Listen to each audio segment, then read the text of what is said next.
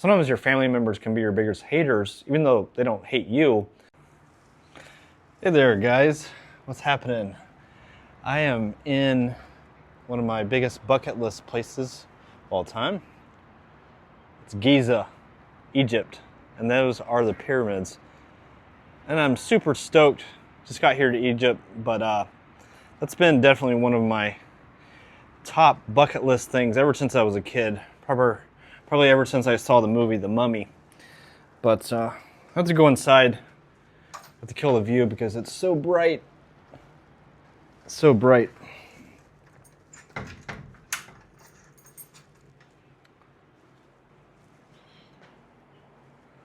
yeah, anyways, I wanted to talk a little bit to you guys about, first off, my first impressions of Egypt, but also how to deal with haters and setting goals. Because I actually have a lot of experience with that. And I think it's one of the biggest things that actually holds a lot of guys back is the mental side of things and dealing with all the people who will try to bring you down on your path. And sometimes, you know, you make mistakes and you got to take responsibility for those. And here I am in fucking Egypt, man. What an amazing thing it is. Staring at the pyramids from my Airbnb. Yeah. But yeah, my first thoughts on Egypt, man. Dude, Egypt has been badass. And one of the biggest fears I had was arriving to the airport. And I had heard from people that there's just like a lot of scamming, a lot of like, oh, you're American, you know, really high prices. But I actually found it, like, don't even worry about it, man. Like, there was a little bit of that, but one thing I did was I booked a taxi from the airport to my Airbnb on Viator or TripAdvisor, which is actually Viator. And so I had a guy there with a sign. First time in my life, I had a guy with a sign. And it was $27 for a ride, which is not bad at all. Look at the beautiful pyramids. I bet Joe Rogan would be proud of me right now. I didn't hear any water underneath them. You see that big news about the pyramids? That they have like these big cylinders and it's a water tank underneath that's 10 times bigger than the pyramids. I haven't heard any water running underneath them, in case you're wondering. But yeah, I have been walking around the streets. Now, one thing that'll happen, I look a lot different. This is a Muslim culture. So as I've been walking around the streets, I do get people run up to me. And yesterday I had a guy run up to me. I don't really mind the kids. The kids like always asking for $1. They want $1. I've learned too, by the way, don't give them $1 because next thing you know, you'll have 20 kids asking for $1. I learned that in the Philippines. But I had this guy start following me yesterday, and he didn't seem like a threat, but he said, "Hey, where are you from, my friend?" When someone asks you that question in a lot of these countries, it's not actually a friendly question. They're trying to size you up. And, you know, I didn't even answer. You do have the right to ignore these people. You can just ignore them and pretend they're not there and just keep going with your head down. Probably the best strategy. But I did entertain him a little bit. I said, well, I'm going over here to the grocery store. He said, I help you, my friend. I'm going to help you. I said, nope. I already know where the grocery store is. That's my first problem. You don't want to... You don't have to defend yourself or explain to people what you're doing, right? Which will be a part of what we talked about in a minute about setting goals and dealing with haters. You don't owe anybody an explanation. But he started following me. He said, I help you, which is another way of saying I'm going to help you and then I want money from you. And if you don't, I'll probably react very angry with you. But I did have quite a few people in the market ask me, like, where are you from? And I said, America. And I have no idea America's relationship with Egypt politically, but people were like, oh my God, I love America. We love America here. I met some people from Syria who really like Americans as well.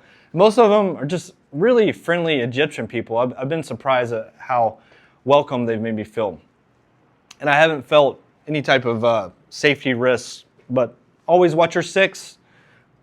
I probably learned a lot of that from Medellin, Colombia. Medellin, Colombia, I was super safe.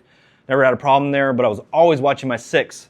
So it's just a good habit for me. But yeah, anyway, so for my guys who want to get on the path of traveling, living, and dating overseas, one of the things you'll have to do probably is to figure out how to, one, leave, travel, and live, which is probably all dependent on your financial situation.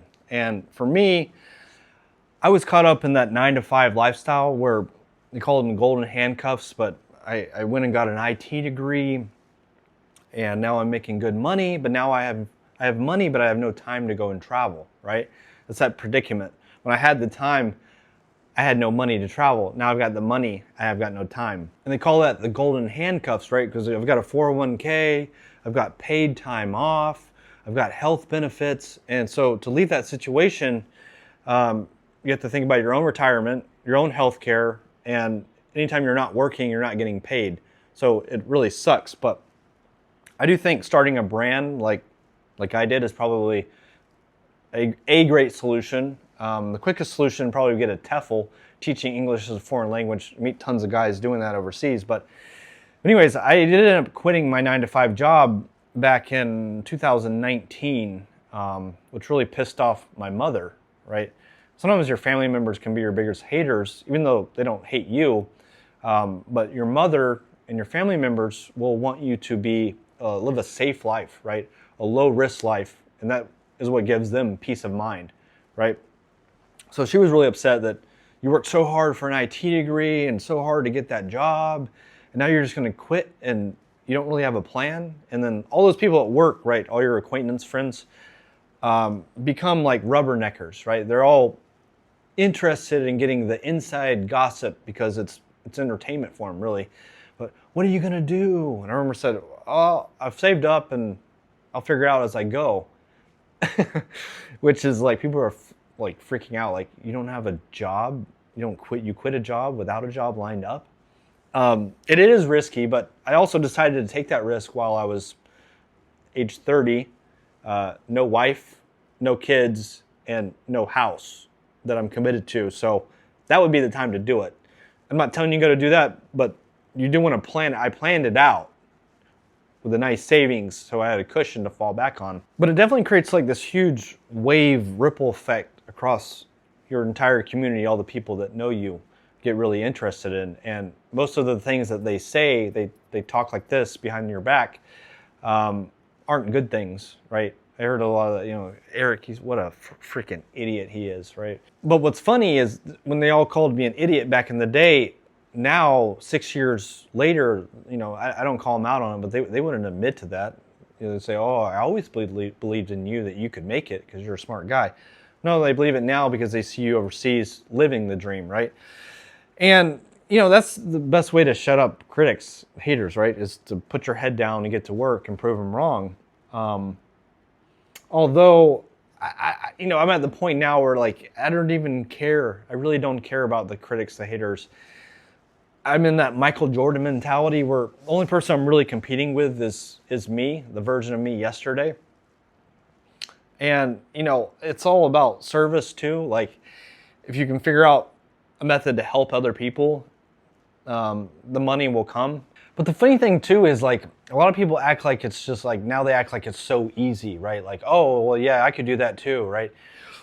And living overseas, I do a lot of solo traveling. Like, that's the other thing. Like, a lot of people wait to travel and wait until they have a buddy to go do that. And I almost did that too back in 2019. And I was asking a few friends, hey, you want to go to the Philippines with me?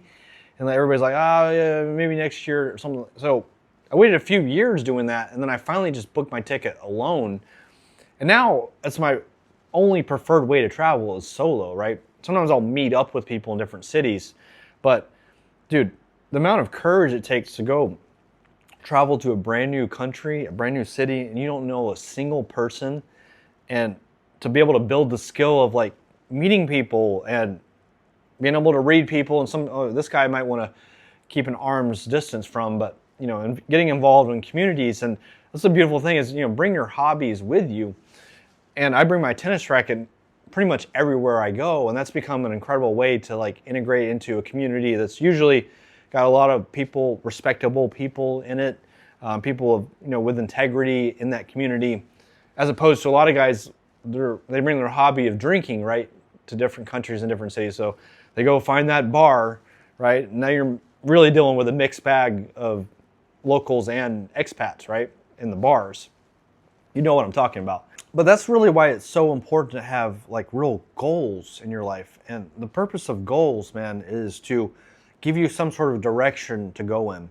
And a lot of guys, like my brother, I've got goals, but they're right here. But something about putting them down on paper and then reviewing them consistently, something magical happens when you actually take pen to paper and write things down. That's what, Tony Robbins said a long time ago. Listen to Joe Rogan. Dude, he's always like, write shit down. You got to write it down. It cements it. Because if you don't have any goals, what ends up happening is you lose track of them. Here, for one, they're not always in front of you, but you end up, your whole life you just drift with the wind. You go in whichever way the wind blows. And goals give you a sense of direction to go in. So one of my goals was like, I want to go and live overseas. So I put that into motion by writing it down on paper.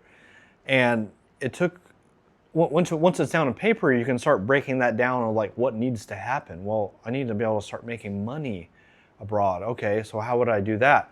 Oh, well, maybe I need to get a TEFL degree. So you start breaking these big goals down into mini goals. And that's really why it's not hard. Well, no, it is hard, but it's simple, but it's not easy, like they say. But, a big project or a big goal, you just break it down into smaller projects, smaller goals. And then some of those you can even break down into like daily tasks, daily goals. And then if you find some consistency with it, and you can do that over time, bro, that's how you do it. That's how you make it. It's really nothing special. And as I sit here and stare at these pyramids, man, I can't help but think about the power of what I just said, the consistency of doing something over time. And I just learned that, with these freaking pyramids, man, it took them 20 years to build, averaging, they laid one block every 2 to 3 minutes. Are you kidding me? That's consistency over time, right?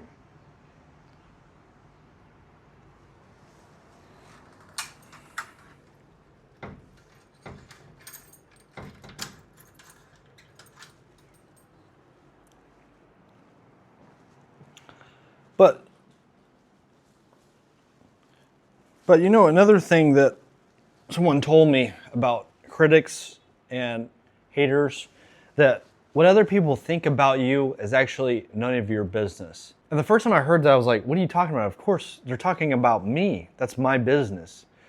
But it's actually a really freeing statement if you can realize that, okay, other people are going to talk. What they have to say, I don't care. It's none of my business. Let them talk whatever they want. It really frees you up. And the reason why they say things about you that you may not like, the gossip and things, is a couple reasons. For one, they're really actually not happy with themselves. So it's a lot easier just to put the focus on somebody else than actually doing the work yourself to go and off and accomplish your goals. It's like, let me talk bad about Eric over there because that takes attention off me and I don't have to focus on me. So I can sit here and smoke pot and play Call of Duty and then point the finger over there and say, look what an idiot they are. But two, the people that know you actually makes them feel very comfortable with your current state of Eric, right? They're used to you being a certain way, and then when you go off and start growing, and whether it's with your career or finances or dating, it makes them uncomfortable because it makes them feel like they're not doing enough about their own life. And that reminds me of like when I quit drinking, I had a really strong group of guys that we would drink together, and I ended up kind of having problems and drinking too much. I ended up quitting drinking. I first started telling these guys like, hey, anything that you guys want to do, like you guys want to like go and do things that don't involve alcohol, like if you want to go play tennis or bowling or just go hiking in the park or whatever, I'm down to go do that. But like I don't want to be around like all the heavy drinking and stuff while I'm quitting drinking. And at first it was like, oh yeah, cool.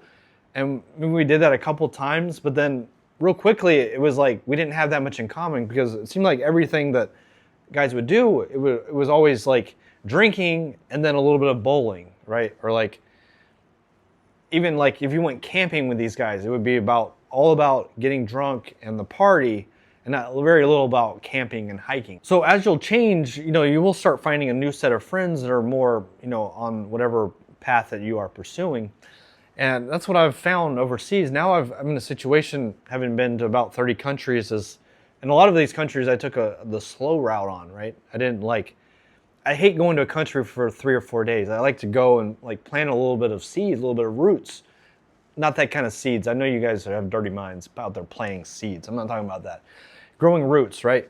So around the world, I've got these little hubs of communities, expat communities, and I've spent enough time in the cities where I actually can go and feel really comfortable and know how to get around the city. I've got that in Medellin, Colombia, and San Jose, Costa Rica. I've got that in Bangkok, Thailand, Chiang Mai, Thailand, Da Nang, Vietnam, Cebu City, Philippines, in Krakow, Poland, and Budapest, Hungary, and now here I am in Egypt.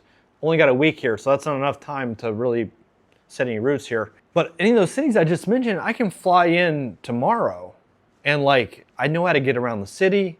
I have people to go in contact, and that's the other beautiful thing about traveling long term is that traveling is very expensive, right? But when you start living overseas, that's when the prices come way down, because it's like the bookends of your trip.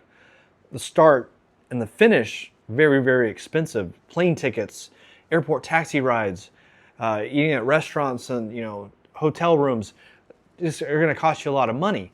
But if you start going to places for, I'm going to go spend 3 months here or 6 months in Medellin, you're going to be able to get a long-term rate on an apartment, start grocery shopping, eating bananas and eggs, and use the train, the metro system.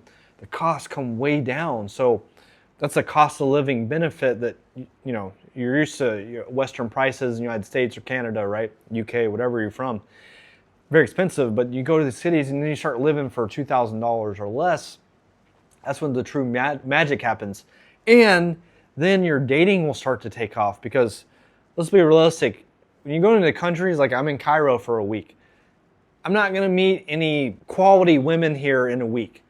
I'm sure that there are plenty of quality women here, but a lot of them are just, if they find out that I'm only here a week, they're not interested, right? Same thing to the passport bros that they run down to Medellin, Colombia for 5 days, and the only thing that they experience is a Parque Juris type experience. But when you stay there for 6 months, you can start actually meeting the women that aspire to go to college and get a college degree and be a nurse or a lawyer or a real estate agent. Start dating the quality women. But anyways, I'll cut the video there. Thank you guys for watching. Love your feedback on the video. Stay tuned for the channel rebrand. That's gonna come pretty soon in the next month or two. Roaming Romances, man, I got a little bit tired of saying that. When you're coming up with a domain or a brand name, it's like, wow, that sounds catchy and good. And then a year and a half later, like I'm a little bit sick of saying, Roaming Romances, right? It sounds kind of corny. But you do your best and you forget the rest, and then also stay a little bit flexible as you go on. And then later on you can change, and you don't need anybody's permission or approval to change, right? Okay. Thanks for watching, guys. Ciao.